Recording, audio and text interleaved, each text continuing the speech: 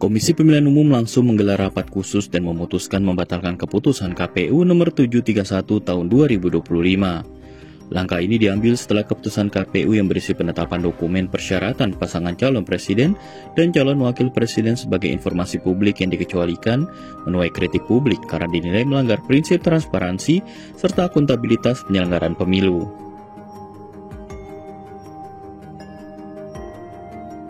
Setelah menyatakan keputusan itu batal, KPU menggunakan peraturan yang sudah ada sebelumnya dalam mengelola informasi publik. Ketua KPU Muhammad Afifuddin menuturkan KPU akan menggunakan pasal 18 ayat 2 Undang-Undang KIP. Pasal tersebut menyatakan tidak termasuk informasi yang dikecualikan antara lain apabila pihak yang rahasianya diungkap memberi persetujuan tertulis dan pengungkapan berhubungan dengan posisi seseorang dalam jabatan-jabatan publik.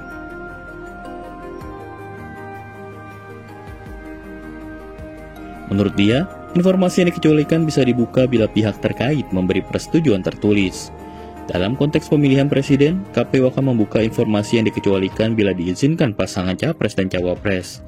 Saat ini, kata dia, tidak dalam tahapan pencalonan sehingga KPU akan meminta izin para calon membuka informasi yang dikecualikan.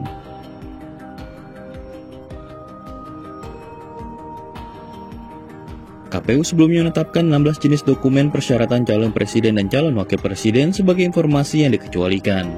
Dokumen itu antara lain fotokopi kartu tanda penduduk dan akta kelahiran, surat keterangan catatan kepolisian, surat keterangan kesehatan, laporan harta kekayaan penyelenggara negara, dan bukti kelulusan seperti ijazah atau surat tanda tamat belajar.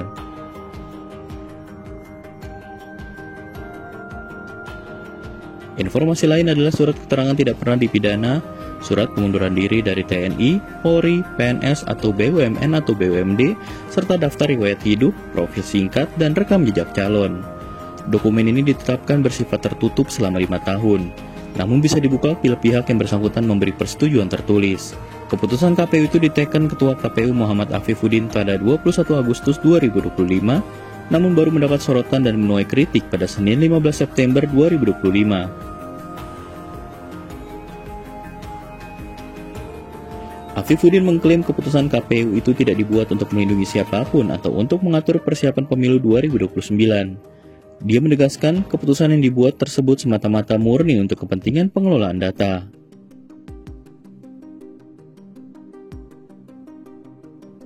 Menanggapi hal itu, Guru Besar Hukum Tata Negara Fakultas Hukum Universitas 11 Maret Agus Riwanto mengatakan, pembatalan keputusan KPU merupakan langkah tepat karena bisa mengurangi risiko masalah di masa depan.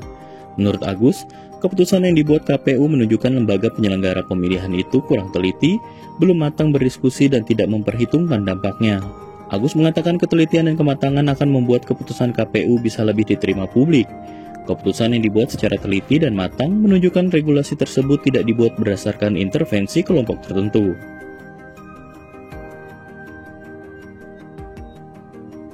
Pengamat politik dari Universitas Indonesia, Kusnul Maria, menceritakan pengalamannya menyusun keputusan KPU saat menjabat komisioner KPU periode 2002-2007. Kusnul mengatakan ada 9 komisioner yang menjabat pada 2004. Kala itu, 5 komisioner berlatar belakang pendidikan ilmu politik, 3 orang ilmu hukum dan 1 orang administrasi.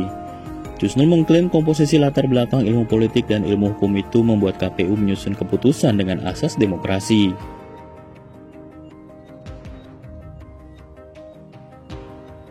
Dia mengatakan pengambilan keputusan didasari perdebatan profesional ilmu politik.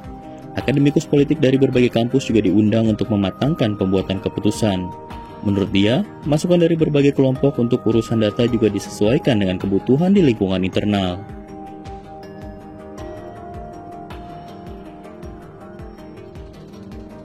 Adapun Komisioner KPU periode 2012-2017, Hadar Nafis Gumai mengatakan, KPU periodenya tidak membuat keputusan mengenai pembatasan akses publik terhadap dokumen persyaratan capres dan cawapres. Meski begitu, Hadar mengatakan ada beberapa informasi yang dirahasiakan.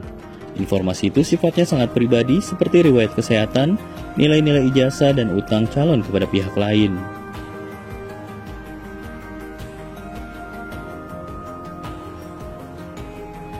KPU periode 2012-2017 tidak merahasiakan riwayat hidup, pendidikan dan lembar sah ijazah calon. Hadar mengatakan keterbukaan informasi itu bahkan dituangkan dalam peraturan KPU. Menurut dia, Keterbukaan informasi merupakan bagian penting dari upaya KPU menyelenggarakan pemilu secara transparan dan akuntabel.